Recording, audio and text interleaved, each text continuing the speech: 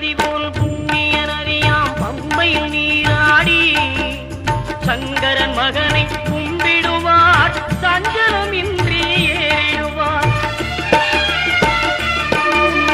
நீலிமலை ஏற்றம் சிவபாலனும் ஏற்றிடுவார். காலமெல்லாம் நமக்கே அருள்காவலனாயிருப்பார். தேகபலம் தா பாதபலம் தா தேகபலம் தா பாதபலம் தா தேகபலம் தாய